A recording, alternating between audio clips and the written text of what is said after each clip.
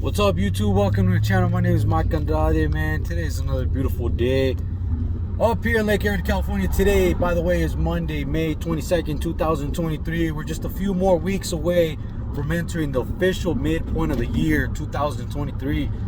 That's crazy, man. You know how we're all chit-chatting about what we're going to do for New Year's resolutions around November?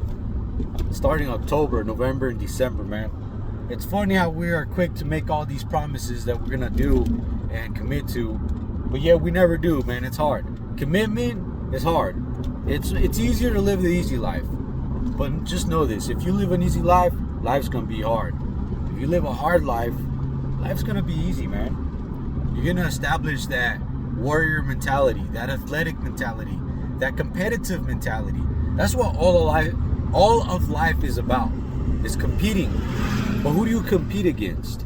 The truth is, you compete against yourself, man. Forget that whole trying to compete with somebody else and trying to be better than everyone else. That's not gonna work, man. That's not gonna work. It never has, won't, never will. It's gotta be you versus you. Why would you compete against somebody else? If you compete against somebody else, what's gonna happen is you're always gonna be in the same place. Because if that person isn't progressing either, and you're comparing your accomplishments or your level of discipline or your level of success with that person's level of success, what's going to happen is you're going to think you're doing something when that person ain't doing shit. And you're going to compete against somebody who's not going anywhere in life. So guess who else is not going anywhere in life? You. So what you got to do is every day you wake up and you train yourself, your mind and body and spirit, to be better than yourself than you were yesterday. It's as simple as that. You have to put into place the systems that's gonna make you impervious to all your bad vices and bad habits. Today's subject is specifically about what vices do to you. When you have a vice, bad habits, that you have to go and hide to do so nobody else will see you, that's bad already. That's bad. What that's causing you to do is to not align your energy and yourself as one person. Because if you think about it, if you don't want people to find out that you do something in your privacy, what you do is you put this defensive personality out that's not authentic. That's why I believe such things like depression and mental disorders exist, because we're not aligned with what we believe in, who we should be. And we try so hard to play out this fake personality. It's like we're playing a costume party pretty much. So during the day when we're out in real life, we're doing things to put on this front like we're really doing something. But the truth is we're not. And where that hinders us is that we have to put on this fake costume, something that we're not. And at the end of the day, we come home tired from doing that, from having our guard up all day because they're going to find out, or they can't find out, or I have to try harder. And honestly, man, that's just no way to live. I don't want to live that way. When you learn to remove all bad habits and vices out of your life, what happens is you start living more freely. You don't have to worry about whether people are going to find out about what the fuck you're doing behind people's back or in your privacy. You feel more better. You feel more confident. You're able to speak more openly to people with more confidence, more assurance. You know what I mean? And instead of being this low energy, low vibing ass dude because you're hiding something, you're in denial of it, you're keeping it away, you're in the secret, or whatever the hell the fucking term is, you're lying. You're lying to well, you can't lie to yourself, buddy. You can lie to everybody else, but you can't lie to yourself. And your energy, your vibe is giving it away. That's why your vibe attracts your tribe. If you're around a lot of dudes that are fucking doing things, that are working out, that are disciplined, that are exercising, that are committed to being the best version of themselves, and you go in with that same mindset, the same mentality, what's gonna happen is you're gonna put together a team of fucking badass fucking wolves that are gonna hunt together.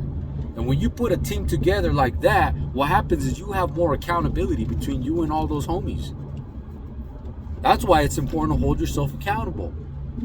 Put yourself on blast if you have to. Go and tell somebody you're going to do something and keep your word to them. The worst thing that you can do is say that you're going to change your life. And the next week you're back to fucking square one. And that is the worst. That is the worst feeling to yourself and to the people that you lied to, because they're expecting to see that change in you. They're waiting to show you off to their people, to their friends, to their whoever the hell, you know, their homies are or whatever. And they want to talk about you because you're doing the damn thing.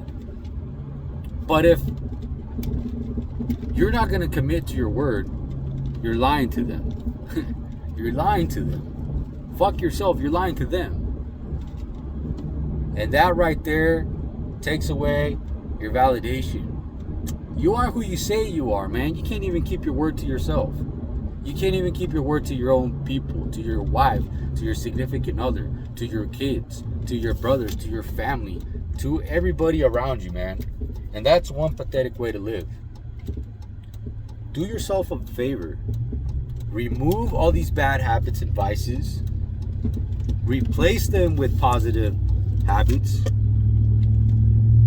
And next thing you know, you elevate your heart, you elevate your vibe. And you know what? Your frequency is what you frequently see, man. Literally, what you're frequently seeing with your eyes becomes your frequency. You want to hold a conversation with a person. I'm driving right now, otherwise I'd be staring straight into the screen at my own fucking face. And if I was lying to myself, I couldn't stand staring at myself. Oh shit. So what I'm trying to say here is, keep your word to yourself. Keep your word and promises to your people. Align your actions with your vision. Stay committed to your program. The answer is in discipline. Discipline is the answer and God is the way. I'm sorry, I can't say it any other way. That's what's worked for me.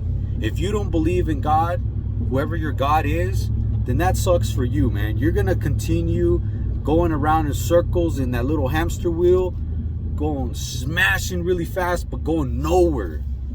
That's where I was for the longest time. And I'm going to say it one time. Well, I'm going to say it plenty of times.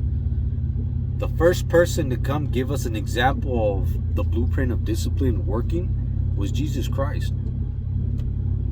If you pay attention to what he did, he sacrificed himself for us.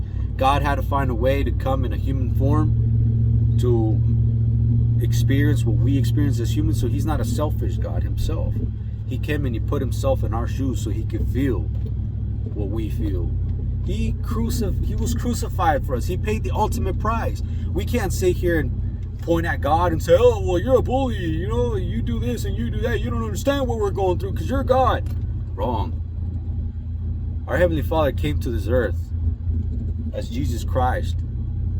And he paid the ultimate price. After he lived his 33 years of life, he was crucified for us.